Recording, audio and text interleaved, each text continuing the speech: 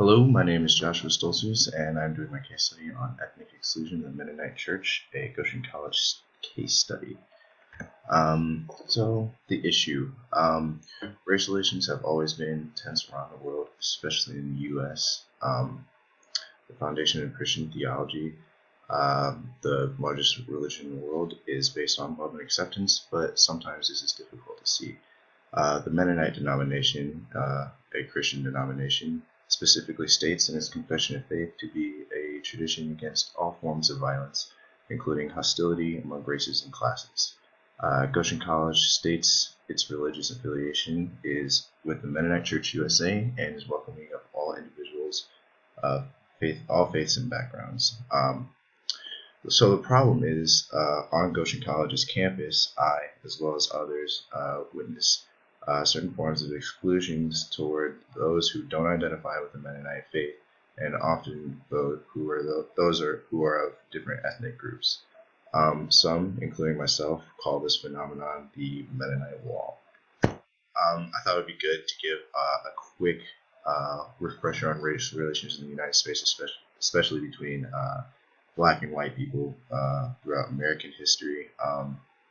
So throughout history, there have been many examples of conflict that have been conceived over racial and ideological differences, which are often combined. We see the formation of in and out groups, which I'll talk about more later. There are many examples, including crusades, gangs, colonization, slavery, segregation, and today we see that in racial tensions. Segregation, blacks and white throughout American history. Much of U.S. infrastructure in the 17th and 18th century was built by enslaved Africans and African Americans. As time passed, things got better. There's the passing of Jim Crow laws, which is still an era of segregation. The Plessy versus Ferguson case stated that institutions must be separate, be equal. This led to a lot of discrimination, a lot of housing and zoning discrimination, forming ghettos in black neighborhoods. Rise of the civil rights movement in the 50s and 60s led to a lot of new opportunities for people of color. Saw the passing of the Brown versus Board of Education trial, the Civil Rights Act, and the Voting Rights Act. Today we still see quite a bit of discrimination in the United States, though not as blatant as it used to be.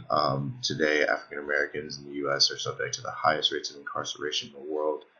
Black communities are also located in some of the poorest regions of the states.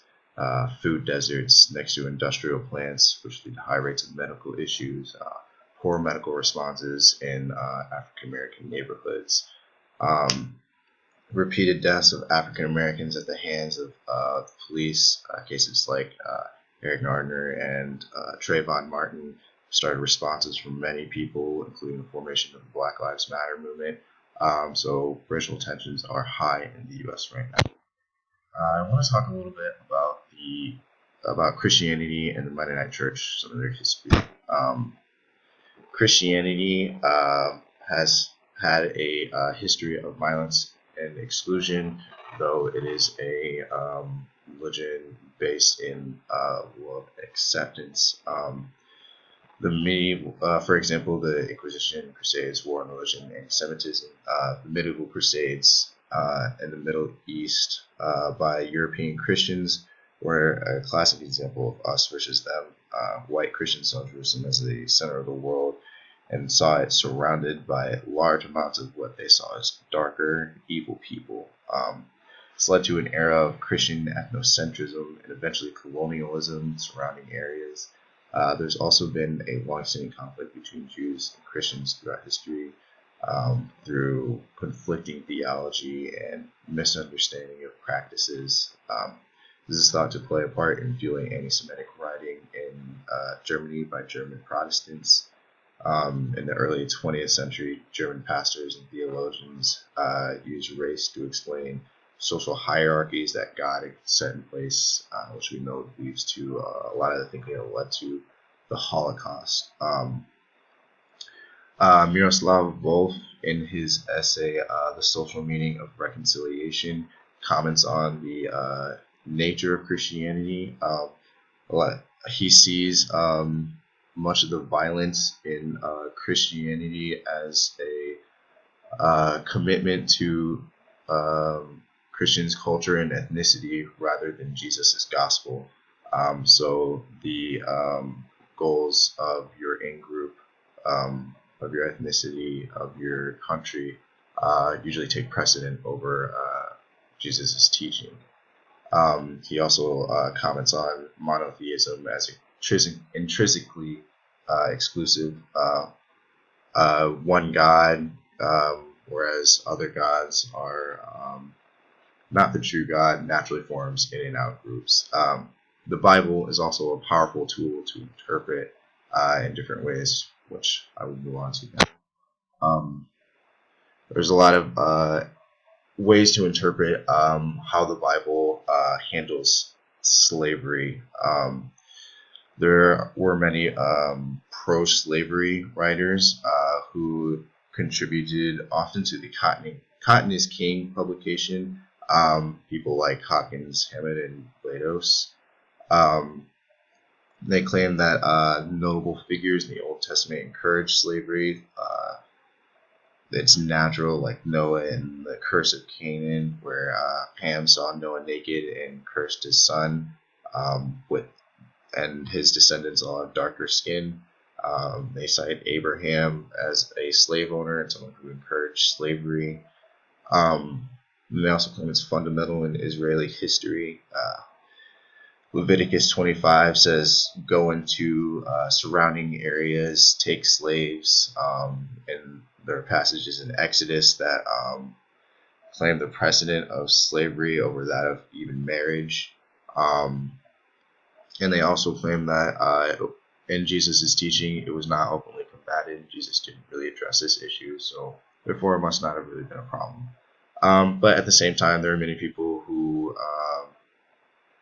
fought these arguments. Barnes, Weld, and Bourne, all notable anti-slavery writers. They said that just slavery in the Old Testament does not justify slavery in the United States today and in the past. Canaanites are not Africans, and Americans have no claim on this ruling over people. And a lot of these things that were said were the words of Moses, not God. They also touch on the deliverance of Israel from slavery. It was Hebrew people's bondage was far more merciful and humane than that of Negro people in the past. And in the end, they were still delivered by God. So God's end all was not slavery. They also touched on the specifics of servitude in Moses' time. Slavery was voluntary. They could be freed at any time. Slavery occurred when a person offered themselves to repay a debt, and so on. Now I'd like to talk a little bit about Mennonite history, and especially in the context of segregated America. So Mennonites have a history of persecution in European settings.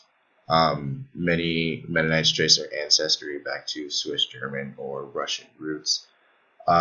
During the Reformation, Mennonites separated themselves from Protestants, distancing themselves for their belief in nonviolence and rebaptism. Because of their commitment to nonviolence and being caught in a conflicting period of Catholicism and Protestantism, many were put to death, and could only find refuge from place to place. They were forced out of many countries. Eventually, they finally found refuge in America, where freedom of religion, where religion wasn't quite as big a deal. So in the 20th century, Mennonites really struggled with contemporary social issues. In the past, they had been relatively distanced from society, often seen as an outcast group because they were persecuted so often.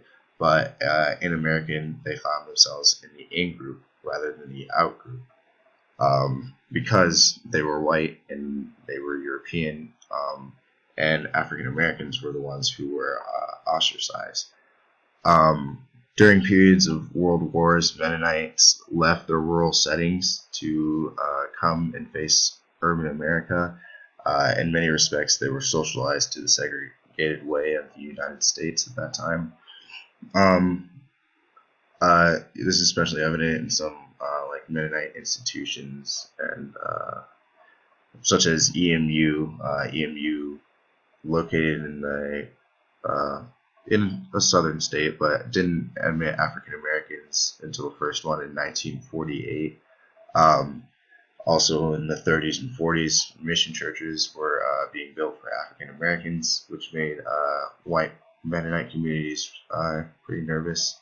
They implemented separate services and rituals. For example, the right hand of fellowship and the holy kiss and feet washing all needed to be performed by another African American on one African American. So these are just some of the ways that Mennonites were socialized into segregated America.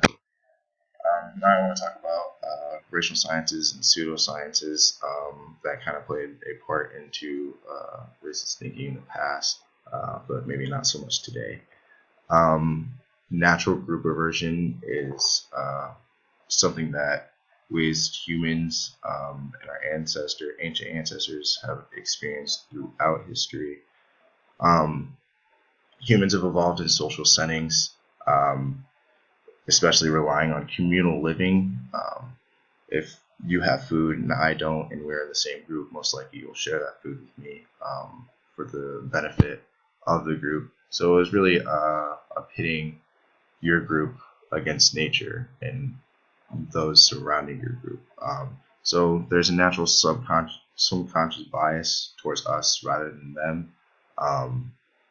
And we are often a product of our environment. So being raised in these groups, naturally you'll have those bias. And sometimes we see that today, especially in projects like the Project Implicit Test, which I'll talk about in a second.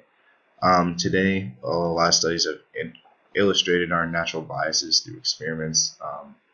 Rhesus macaques stare longer at out-group members than in-group. Some of our ancient ancestors, but still represents a instinctual response to be more suspicious of those in out-groups.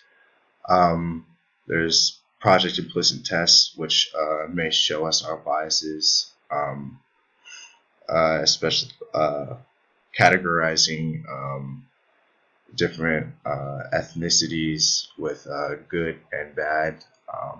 That most of the time you'll naturally place your in group with the good, out groups with the bad.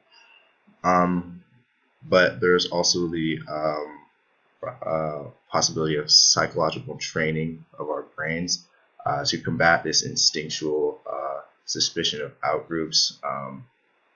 People can take more time in reviewing a application of a person of color, or just really giving the brain time to rationalize the situation rather than going with instinctual methods of dealing with things.